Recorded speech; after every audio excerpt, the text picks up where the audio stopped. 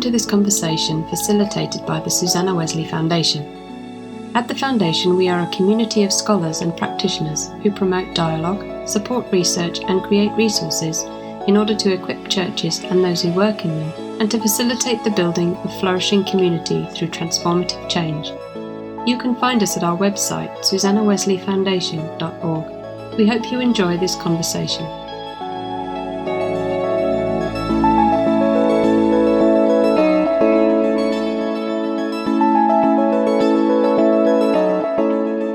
My name is Emma Pavey and I work for the Susanna Wesley Foundation.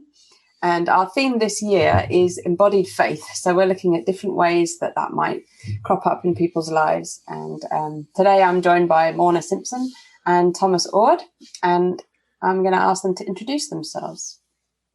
I'll go first. I'm Morna Simpson. I'm a rector in the Church of England in some sleepy villages in Northamptonshire.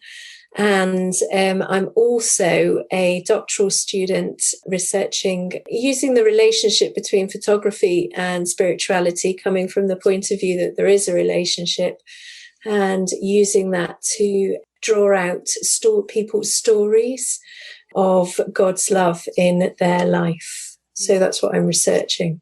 That's me. That sounds fantastic. I'd like to see your work on that.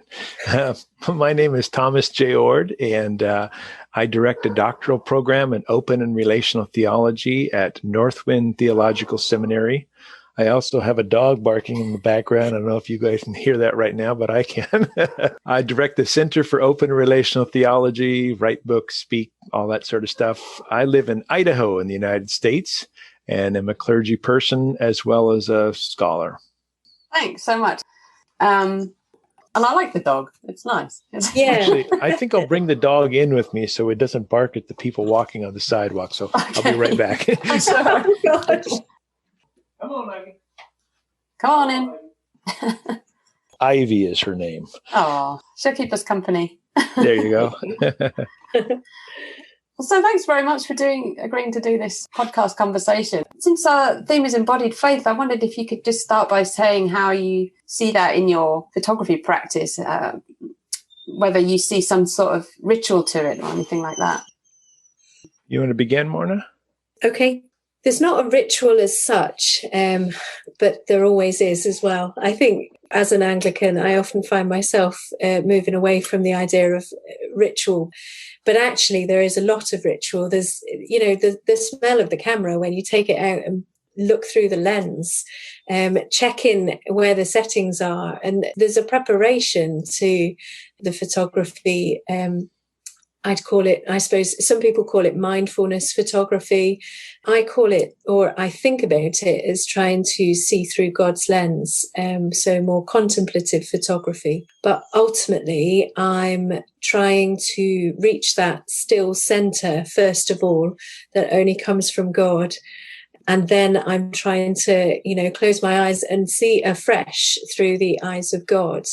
And so all the little bits that go into that, like the smelling of the camera, the checking of the settings, the just checking I've got the right lens for what I'm thinking of looking at, all of that goes together to help me to focus differently than I do when I haven't got the camera in my hand. And I see it as well that there's a bit of an artistic or an artist stance, a photographer's stance, which is always a little bit aloof on the edge of the room or on the edge of the walkway or wherever we are, rather than in the midst of all the activity. And I quite like that retreating to the edge and seeing what's going on in front of me and seeing what God's drawing my attention to, I suppose. So yeah, there's some thoughts on that idea of ritual and kind of setting yourself up that I go through in order to embody that spiritual practice of seeing differently or seeing as God sees. What about you, Tom? Yeah, most of my photography is landscape and wild animals. So I live in a state that has lots of wide open spaces that very few people go to. And I like to get out at least once a week, and sometimes for multi-day trips, backpacking, and just be out in the wild. And I noticed that as a photographer, in that experience, I have a number of motives usually. Sometimes I just want to get away. Sometimes I want an adventure. Sometimes I want to see something beautiful. Sometimes I need the exercise. I mean, there's all kinds of reasons that motivate me to get out and make photographs. But I also noticed that in terms of ritual, there's something about the switch that I have to do mentally to begin to focus on looking for something, I don't want to say beautiful because it's not always beauty, something of interest, something that sparks my creative muse. And so it's not like I put on a different pair of glasses, but it's almost like that. It's as I begin to walk and I start thinking and I start looking at the light and the forms and, looking for animals and creatures. And I want to find something unusual that I find appealing. It is that practice, that embodying, doing that stuff focuses my attention in a way of being aware that I'm not usually aware just every day. I try to do that some every day, but I just don't do as nearly as good a job as when I have my backpack, my camera, and I've intentionally set out to make photographs. Mm-hmm. So it's mainly a solitary pursuit for you, Tom, would you say? It is. 99% of the time, I'm by myself. Sometimes that gets me in trouble, but most of the time, that's a good thing. Is that true for you, Morna? Definitely. I think having other people with me disrupts the journey. And whilst I've got some experience of showing people what I do, and so I kind of go so far with them, but then I want them to break off by themselves and I want to break off as well. There's an element of, I feel like I have to shut down to any voices in order that I can, Tom, you said it's almost like putting on some of the glasses. It's like entering a different way of being or a different environment. And you need to physically do that as much as possible. Yeah. And I don't think it's really possible to have passengers along the journey. Yeah. Are you also a discoverer kind of photograph, Morna? Like when I'm going off by myself, I feel I want to find something I haven't seen or the light in a kind of way that just sparks me. Are you like that? Definitely. And I find myself when I'm not out and exploring, I find myself thinking about what I would like to find, the patterns or glitches of light through different aspects of our environment. Or I feel like I've glimpsed a little bit of it and I want to find it again, maybe. But yes, absolutely. Yeah, I know some photographers who say they pre-visualize all their photos and they're going to a particular place to make a particular photo. And I maybe do that sometimes, but other photographers say, no, it's all about discovering something new. I suspect I'm more like the latter, but there are some times when I think, oh, this is a perfect cloud day to be out at this particular spot. And let's see what happens if I go there. Mm. Yeah. So presumably there's like a balance then, what I'm hearing is between control and surprise and planning and serendipity. And I'm wondering how you see that connected with your theology. Tom, how about you start us off this time? You've been very generous previously. Yeah, I suppose I see this in terms of the long discussed questions of God's grace and creaturely freedom. And that is, some people think of the world as unlimited possibilities. You can do whatever you want. You're free to do whatever. And that just strikes me as naive. I'm not free to do just anything that I can imagine, despite what, professional athletes and movie stars say all the time. My freedom, I think I have it. I think I have genuine freedom, but it's limited. It's conditioned by my environment, my history, my genes, all kinds of things. And I think I choose among limited options. Now, when I think about photography, I think the same kind of way. I do have options and free choices about what might be in my frame, but they're not unlimited. I'm in a particular place at a particular time. I don't usually have control of the light. I don't have control of the weather. There's all kinds of factors that impinge that I have to play with. I have to respond to and freely choose amongst those options, given all of the factors.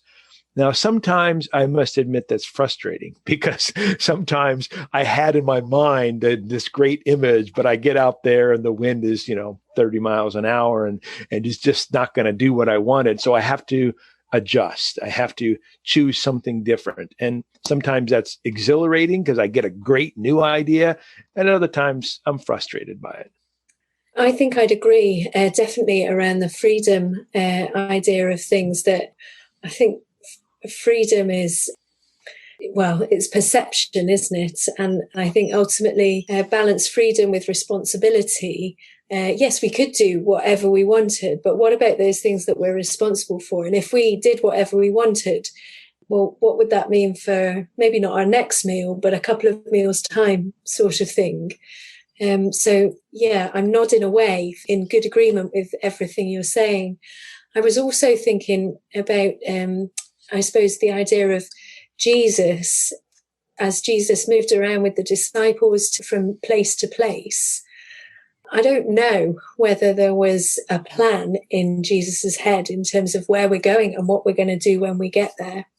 Obviously, we don't read that in the Gospels.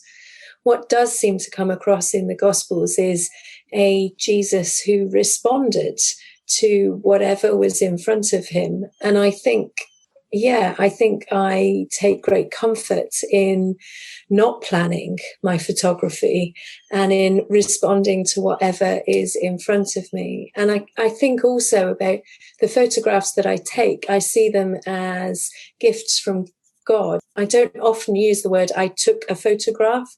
I would say I received a photograph.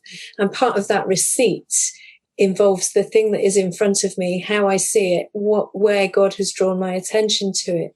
And that's all much more responsive than planning it out for myself and, having an idea of the direction I want it to go in. So, I would say there's a level of my understanding of Christology laced through how I approach photography as well.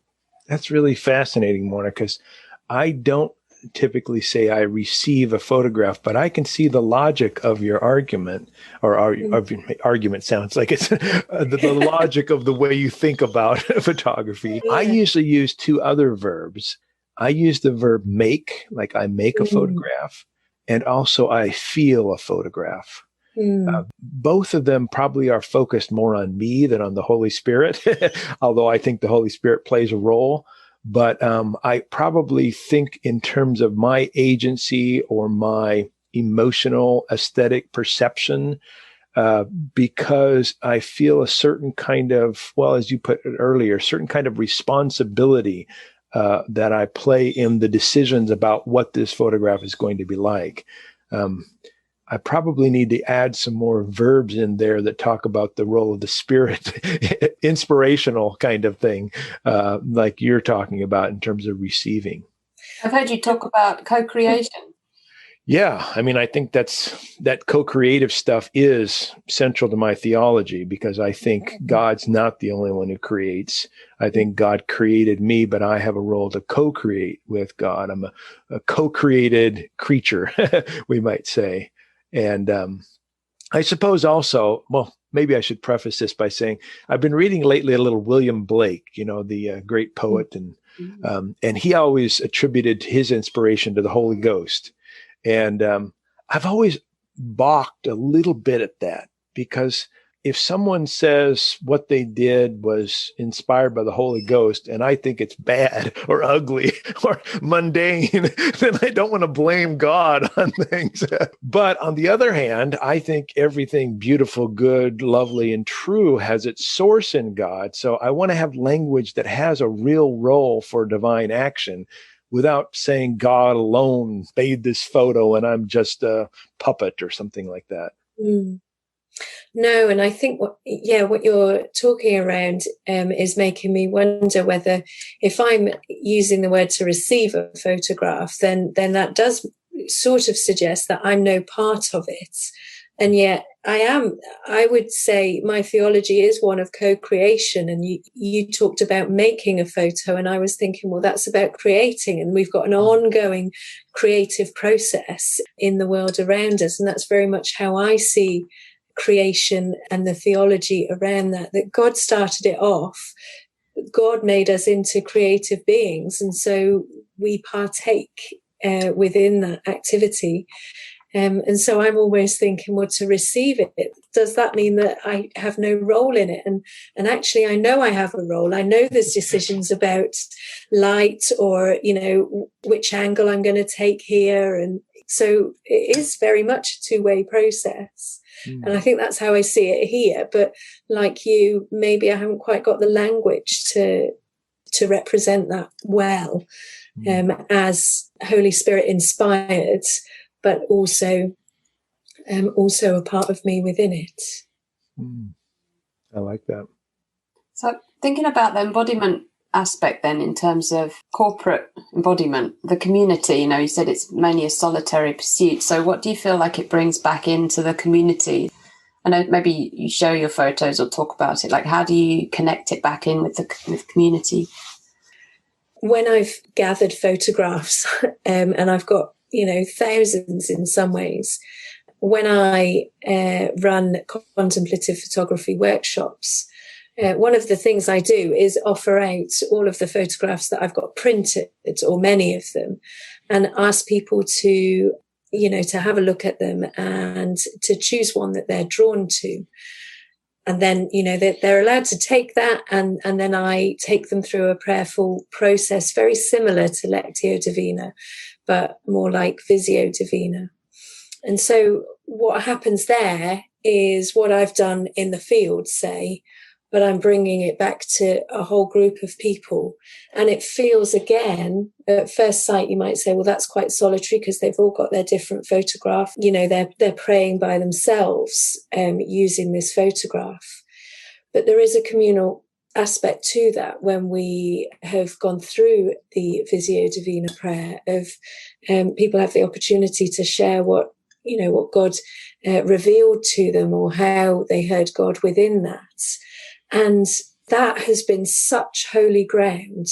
It's been really incredible. Some of the things that people have felt safe to share in those spaces, and some of the things that they've alluded to, even if they haven't shared the whole part, they haven't needed to share the whole part to build somebody else up, and to help them to think in a different direction. So I think it starts in a very solitary way. It seems to continue in a slightly solitary way as people are drawn to their individual photographs, but it ends in a really communal way, with people sharing where they have heard God, how they've glimpsed God through this photograph. And the other way I do that is to ask people to take a photo that repels them. And whilst that sounds a bit strange, that has been even more holy ground, and the insights that people have received through working with a photograph that they didn't think they wanted to look at for too long has been far more powerful in most situations than the photograph that they were drawn to. So it doesn't end with the photograph in my camera. I think that's actually just the beginning very often. But Tom, I don't know where you would go with that. That's beautiful, Morna. I like what you said. As you were talking, I was reminded of a photograph I made about 10 years ago that was used by a large church in town on their Good Friday service. And the photograph was a carcass of a dead cow that the coyotes had picked pretty clean. So you could see the bones, the head had been eaten out. There was a little bit of fur on the animals. You kind of knew what it was, but it was it was dead, dead, dead. And on Good Friday, that was the message we wanted to think about: a Jesus who died, who suffered, who went through the pain. And I made that photograph long before I had intended to offer it to the church. So it wasn't like I intentionally went out and took a picture to use for Good Friday. I think I want to answer, though, your question, Emma, a little bit differently in terms of embodiment and the corporate notion of what the photograph means. When I first started posting my photographs, I put most of them on Facebook. And I kind of made a commitment to myself. I was going to put a photograph up every time I went out and hiked, even if I didn't think it was the best of photographs. And I remember discovering that some of the photographs I wasn't all that fond of really spoke to other people. You know, the whole beauty is in the eye of the beholder kind of a thing. And I thought to myself, well, that's very interesting. Now, do I have any kind of responsibility in my art toward the aesthetic inclinations or preferences of somebody else? And in the photography community, this discussion is often taking place. And that is, does the photographer make photographs that she or he personally likes and doesn't care at all what everybody else thinks? I'm just following my own vision, we might say. Or does the photographer make photographs that somehow change the world? Maybe in our case, we're talking about a liturgical setting, a photograph that inspires someone or says something in a worship service. Or we could talk about, people who make photographs to influence folks to take climate change seriously. They've got a mission, in their photograph. I've got nothing wrong with either one of those. I don't know one is right and one is wrong. But I do think a lot about that when I make my photographs. And sometimes the photograph I personally love the most is not the one I show to others because I don't think it will connect in the same way. And then someone will see that photograph and say, well, why didn't you show us that one? And I'll think, you and I, we see the world the same way. We have a kind of a connection here. And I think that speaks to embodiment, at least in the sense of our aesthetics being shaped by the way we live our lives and the communities we're in and the way we see the world. And so I guess that's how I'm going to respond to your good question, Emma. How much editing do you do? I mean, it's a very specific question, but I'm thinking again about the sense of ritual. I mean, I'm assuming you don't use film and process film, but maybe you do. How does that work? You want to start, Morna? I would very much love to go back to film and process, actually. There is a beautiful ritual around that. I think I'd have to study a lot more in order to do that well and to do that justice. But the photographs I shoot are always raw. And so basically they have as much of the information as possible that was shot at the time, if you like. And I do therefore need to put them through a processor, and I use Lightroom, but I edit as little as possible. I might edit to the point that wasn't what I saw, and my own lacking as a photographer has made this something other than that I saw. So if I'm able to correct those small things, probably around tone or color or letting too much light in that was just affecting the atmosphere in a way that I didn't see it, I'll correct those things. But I seem unable to embark on the real world of editing where you can make anything into a photograph by putting two photographs together and making something lovely that we haven't seen, but we know we'd love to look at. There's something really authentic in the way that I approach photography, and therefore I only edit to be as authentic as I can be towards what I originally saw. And I don't know that that's about honesty or anything other than trying to encourage a seeing as God encouraged me to see in that moment. Yeah, my process is very similar to Morna's, it sounds like. I use Lightroom. When I first started in photography, I thought well, you want to get everything in camera exactly the way you want the photograph to show up at the end. And any fiddling with, colors or extra light or bringing up the highlights or shadows or whatever, that's not legit. And then I thought, hold on a second. If I'm really a co-creator with God, the co-creating didn't stop once I hit the button. The co-creating continues when I think about what I want to show in this image. And there's nothing false about that. I still feel a little weird, and I don't. In fact, I shouldn't say I've never done it. I can't think of a time I've ever taken an element of one photograph, let's say a great moon, and put it in another photograph that doesn't have a moon. That just seems odd to me. And I don't have any moral qualm to somebody else doing it, but it just doesn't feel right to me. So I have no problems, however, taking out specks of dust so that it looks better. That's no problem at all. And maybe I should say one other thing. When I shoot animals, I use a zoom a lot. When I shoot landscapes, I usually use a wide angle and shoot what's called HDR, or high dynamic range, which means making 3 photographs, running it through a program that brings them into one. And the advantage of HDR is that all the things that are like in the shadows of a lot of photographs you can see, and the stuff that gets what we call in photography blown out. In other words, it's too light and you can't see it. You can also see that. And so HDR has been helpful. It's been a tool that I found really helpful. Now, I've just recently found myself using HDR, and it's likewise, I agree with the sentiment that I'm just trying to replicate that which I saw to the very best of my memory. And occasionally the scene it makes it easier to do that with a scene if you've got 3 or 4 photographs that you're laying on top of one another. Yeah. Because your natural eye can see into shadows that your camera can't get if you're just taking the one. Yeah. So I suppose quite I want to say realist kind of view of photography.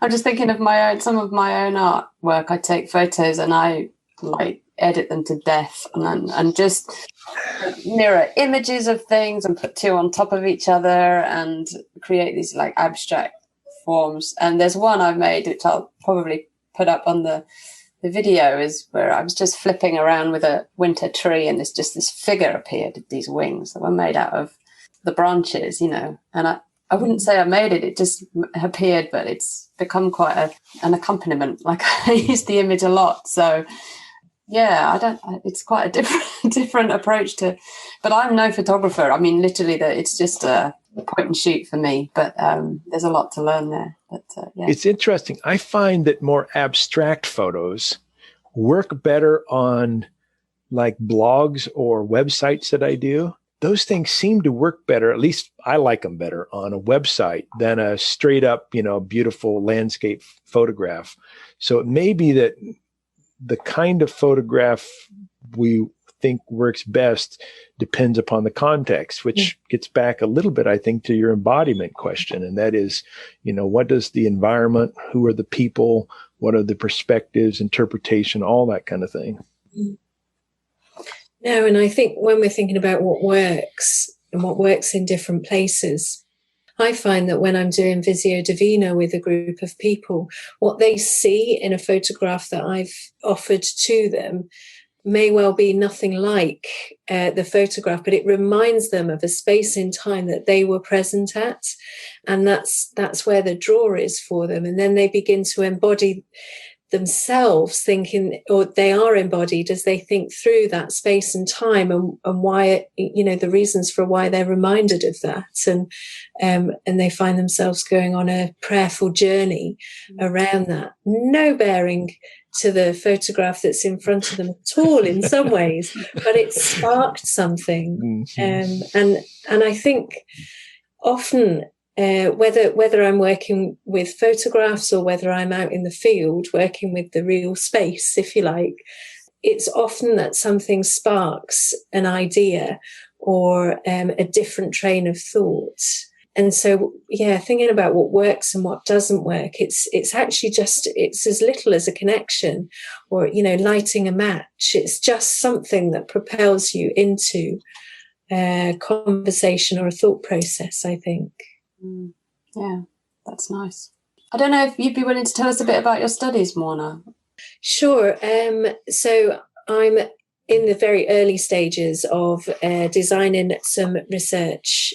Previously, for my master's dissertation, I did something around the relationship between photography and spirituality, and how that could manifest itself in Anglican worship. And I trained some community researchers in some of the methods that I use and sent them out to use them in their own contexts and see how those things went. Because of COVID, I had more people working in contexts with people who already had faith.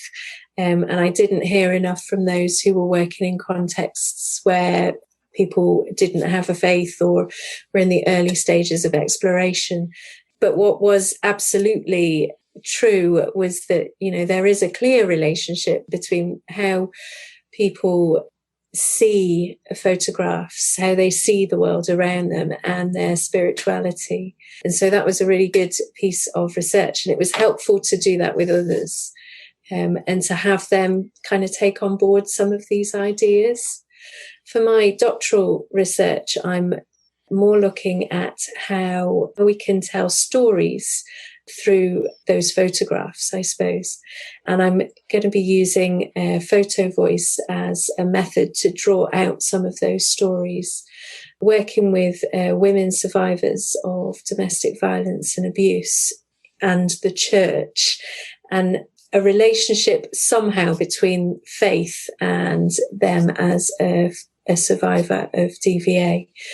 And I suppose the first part of the research is to give them tools to discern how do they tell their story, what bits do they focus on, what bits do they not focus on. But then, then I want to send them out to take photographs that will help them to tell that story that's on their heart of God's love for them. And then I want them to kind of come back and put the narrative around those photographs. And I suppose the hook for that is around the ordinal for priesthood. One of the phrases in that says that priests are to tell the story of God's love with the people of God. And my hunch is that that never happens with all the people of God. That often happens with those whose face fits or who are accepted. And I really want to draw some of those stories in from the margins, the stories that we don't hear because we don't listen to them. That's really beautiful. That's exceptional. It reminds me of somebody who was on community service found himself in one of my churches a good while ago. And he was there to just do his community service, basically, and nobody had any work for him to do. And I gave him my camera and said, just take some photos around that. Have a look, see what draws your attention, and just take some photos. And he got so into it. And the photos he took were fascinating. And there was a new energy to him. There was a new kind of posture to him. You could see somebody had trusted him with something and he'd enjoyed it. And I'd just given him a few kind of pointers, but the photos he took, the way he saw through the lens was just phenomenal. And yeah, I think hopefully for a longer term, but it certainly changed his life in that moment. It was lovely. Beautiful. You talked before about that photographer's position of being slightly distanced. And, working with the vulnerable people gives them a chance to, in effect, it's like a little safe barrier that allows them to look at things they might not otherwise look at. And maybe allows them to lift their head. Because, I don't know, people who are marginalised, often their posture is more, they don't want to be noticed, and they certainly don't want to cause any offence, or, they end up walking around with their face down or face hung a little. But, I think it's a really powerful thing to give people a tool. And as you say, a tool that they can hide behind and see with real clarity what they couldn't or felt they couldn't previously see. That's amazing. We'll look forward to seeing the results. of that. We'll see. Really interesting. I'm wondering, Tom, how your photography practices fit into your scholarly work, or are they different, separate? No, my life is always integrated in one way or another. So I can't stop thinking about theology when I'm making photographs, and when I'm doing theology, I'm sure my photography practices inform that in one way or another. They show up in sort of explicit ways by photographs and commentary I have in various magazines, and I do lectures to churches and universities and show photographs. And what I do in those is I kind of use my photography to make my theological points, some of which will be quite controversial, but somehow a great photograph makes it go down a lot easier. So I find I can say some things theologically that might make some people nervous, but if they see a photograph, it makes better sense to them. And I've done a few books using that, but I'd like to do more in the future. I haven't done sort of my big book on photography, theology, and the philosophy of perception. That's kind of my goal, but I'm not there yet. Mm-hmm. I look forward to seeing it when it does come out. Though. That sounds amazing. Yeah, it does. Thanks. Tom, when you were saying about, if you're making a controversial theological point, if you use a photograph too, that makes it a little better. It reminded me of, I'm slightly dyslexic, only mildly so, but I think that was maybe a starting point for me, seeing the world a bit differently, in the sense that I take the words away and, I'm looking at the photograph, or I'm looking at the world in order to photograph. And I found that with working with Vizio Divina, it speaks to a lot of people who are also dyslexic. Do you think there's a completely different level that we're perhaps communicating on when we use imagery as opposed to when we use words? And what are your thoughts around that space and how positive it is or otherwise, I suppose? Yeah, that's a beautiful question. Thanks, Morna. Yeah, I think there is typically something else going on when we use art in general versus words and language. Not that they can't be combined or, they're somehow opposed, but it seems like a different way of knowing the world and living in the world. And what I find interesting, you ask about controversial issues. Oh, my dog's getting kind of wild here. Come here. I find that people who are highly creative, that enjoy art, do art, are often more open to ideas out of the norm as well. So let me just throw out one that 99% of Christians don't believe, and I do, okay? I don't think God created the world out of absolutely nothing. I think God has always been creating everlastingly. Now, this is a controversial idea, especially amongst academic theologians. But when I say this in the context of a bunch of people who create things, they're like, oh, of course, God would be working with materials all along, starting from absolute nothing. This makes no sense as an artist. And so they're sort of into my view because for a number of reasons, I suspect, their artistic background, but maybe also because they haven't maybe been trained in formal theology. And so, yeah, there's ways I can talk about ideas that would normally raise lots of eyebrows, but find a receptive community through art. Mm-hmm. Yeah. I have a question for you, Morna, that's kind of more specific. And that is the work that you've done in which you've asked people to use photography in their local churches and that sort of thing. Mm-hmm. Is there some kind of a website we could go to kind of check out what they've done? Have you collected that in some kind of a way that the public can access it? I haven't collected it in that kind of way, and it's largely because the study ended up being quite a bit smaller than I had hoped it would have been, because we'd just gone into lockdown this time last year when I was collecting the data. I have a blog that I've put some of the ways that I have used photography on, and some of the things that I do.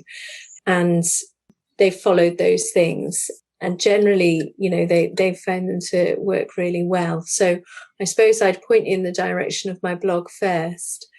But also, that's probably something that I need to do, actually, to honour that piece of work, particularly because one of the community researchers was in a free church setting and did something around the Eucharist and photography. And I had modelled it, but he had taken that model in a way that I'd wanted him to. He'd taken that model and made it his own completely for his community, for his context. And his context was an inner city, very needy congregation, lots of learning disabilities, lots of, I suppose, difficulty with concepts. And yet what he had done around the Last Supper had allowed all of those members of the congregation to talk about what the Eucharist meant for them and to take it back into their week and to remember that at their dining tables as they had dinner together in their families. And it made, as a concept, it made it alive for them. And I was so impressed with what he had done and how he had achieved that. Really, I ought to honour his findings by writing about them, I suppose. Yeah. So I actually have another thing, and it's not a question so much as an idea I'd like to propose to both of you. How's that sound? I have for several years thought it would be really cool to have an annual spiritual photography award and have people submit their photographs, have a panel of judges. Of course, spiritual photography, what is that? I mean, that's pretty ambiguous, but I kind of like it as ambiguous. People, I don't know, paid $5 an entry or $1 an entry or whatever it is.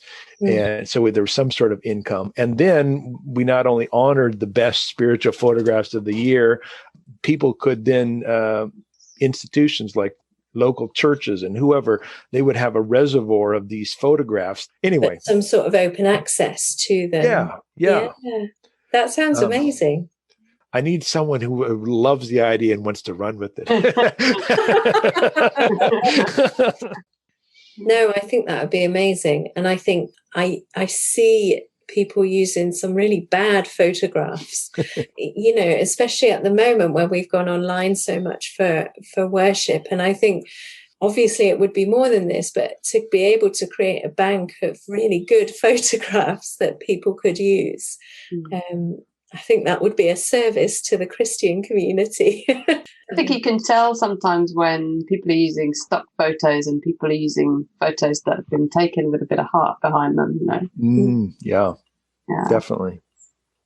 So you talked a little bit about this already, but I'm just thinking, they're a practice that you can leave people with, that they could, even if they just have a phone, that they could think about it as they're using that camera, that would help them think about it as a way of expressing embodied faith. The vizio divina that I've spoken about a few times, I've kind of pushed that into 4 points, sync.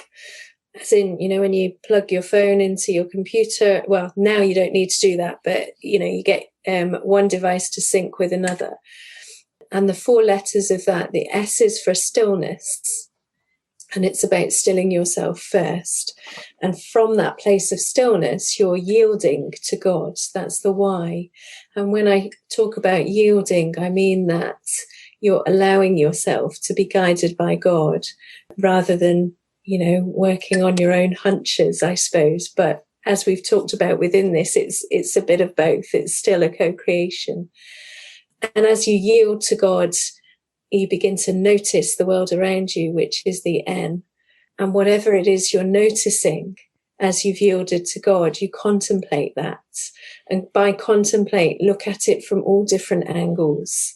And actually, it's at that point of contemplation that you might make the photograph or shoot the photograph or take the photograph. and it's not before that. So there's an element of discipline, I think, for stepping back from that practice of, like the tourist photography where you just take photos of everything that's happening, but really stepping back from that and slowing things down a great deal to have contemplated that thing that your attention has been drawn to from every angle until you know exactly how you want to capture it. So that's sync, stillness, yield, notice, and contemplate. Tom, I don't know if you've got other words of wisdom or oh my goodness, that's wisdom. I can't top that, Morna.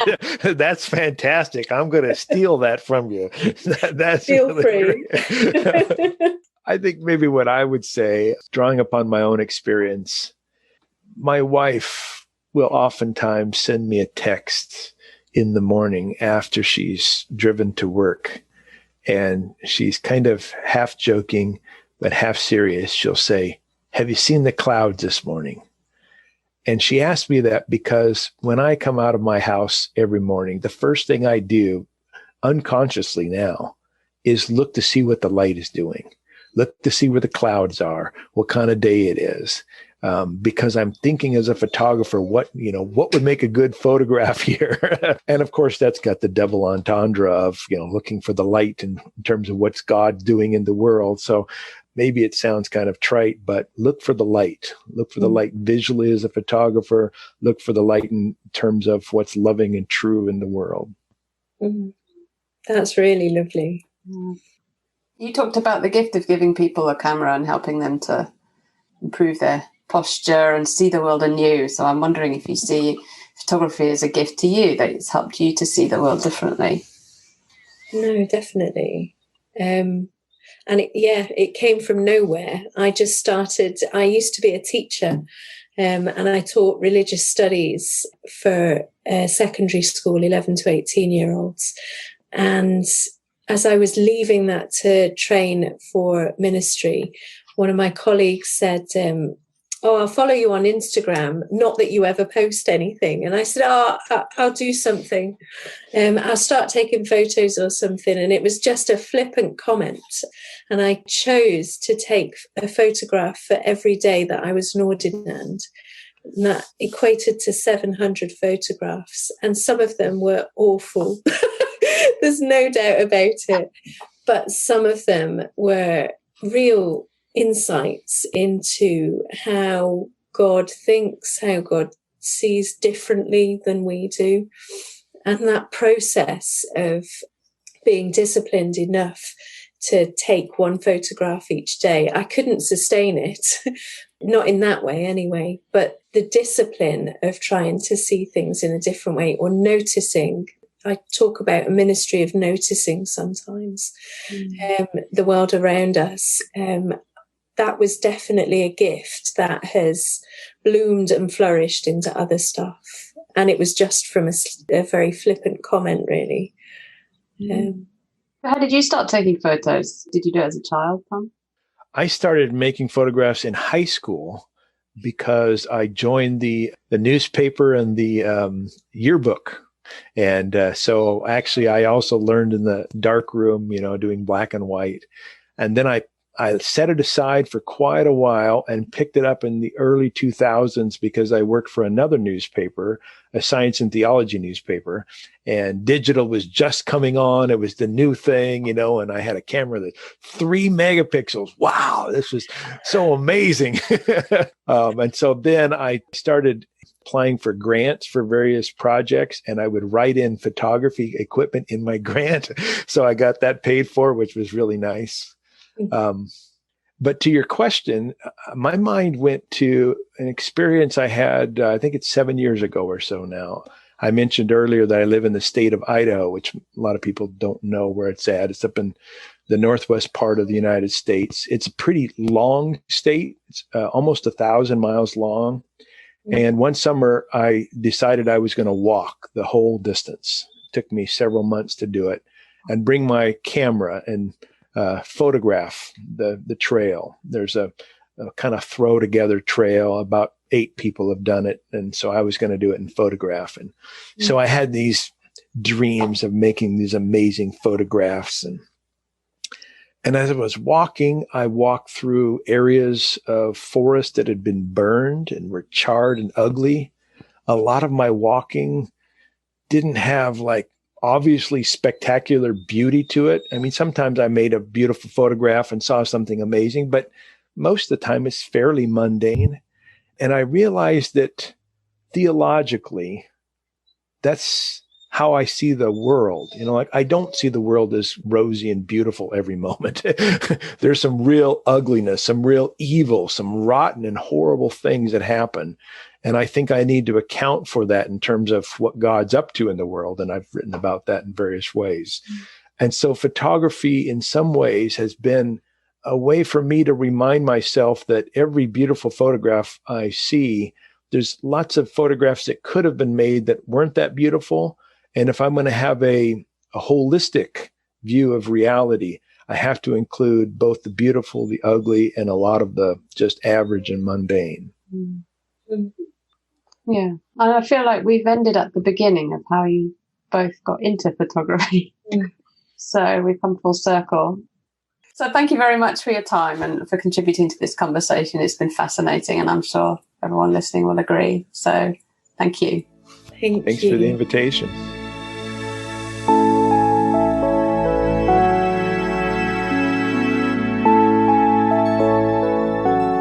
Thank you for listening to this conversation facilitated by the Susanna Wesley Foundation. You can engage with our work through following us on Twitter and Facebook, and at our website, susannawesleyfoundation.org. We would love to hear from you.